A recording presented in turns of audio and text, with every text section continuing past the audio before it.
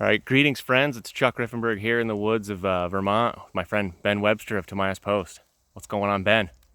Oh, we're just out here. It's a beautiful day and just a great day to enjoy and share skills. And um, we were talking about it and doing some harvesting and just kind of going through the nuances of what the environment looks like and the different ways that people harvest.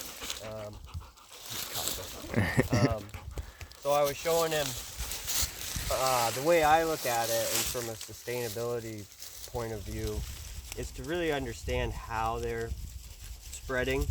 And like here you can see this is all basically one plant. It's all connected. You'll be able to see that as an example here.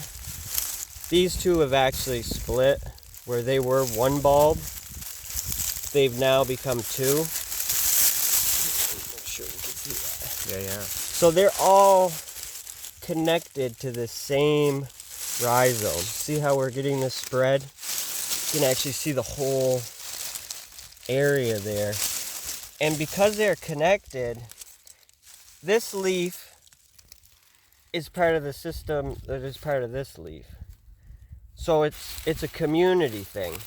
So if we were to just take a leaf, well, we're just inviting bacteria in there. And you could do that. That's fine. I'm all for, if people want to take leaves, that's great. But it is good too, because we understand here that this is a complex system. And we can open this up. Now this system, they'll split. The bulbs will just get large, but eventually they split or go to seed. So this system could be 20, 30, 40 years old. Now, what's interesting is the easiest way to actually make this harvest is knowing that literally just to Pop right out. pop them off. And then you have a whole plant. This rhizome is still, this is all still here. Yep. And you wouldn't typically you'd come in here and you would not be tampering with the leaves. You would just come in, pop them off, and just kind of clean as you go. That way, we're not digging, we're not disturbing the dirt, and we're leaving this kind of a more complete landscape. I could show you again probably up here. This is a good example. So I would just come in and I would just Pop them right out.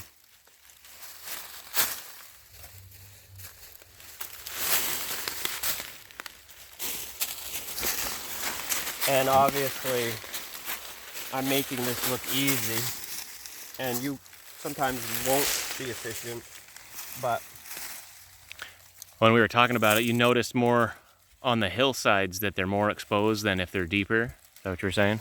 yeah, well, what happens is the landscape is always changing. So not long ago this tree was alive, and Right. now it's causing more soil, Mm. and the soil itself through rain changes. So when they grow on a high spot, there's typically less soil protecting them, and it makes that method of harvest that much easier. This is also a place where they're not as strong during a drought. Right. So these high spots are good places to harvest, where the ramps really don't have as much viability. Whereas in like low spots like that, where they get more soil, they're deeper, they're a lot more drought tolerant. That's why we see them like up above here. Yeah. This floodplain area They go way back. just loaded, and they grow deeper. Wicked. Ramps time. And then too, we're proponents of coming back during the seed and spread the seed around, build new colonies, yeah? Oh, definitely. These will probably go to seed. It's been a good year. Some years they won't. It's kind of ebb and flow. But to me, I can kind of see that they're going to go to seed, because they're not, well, let me get one. This outer layer, this is like one sign, just this outer layer. I don't know exactly what you'd call that, but some years the frost will kill an extra layer or even two, and of course the bulb is layers. So if frost kills too many layers and that insulation gets ruined, I find that they don't go to seed because they know, that they've suffered a harsh winter. So they're gonna energize into getting the bulbs large. On a year like this, when the bulbs are pretty large early on, they will seed.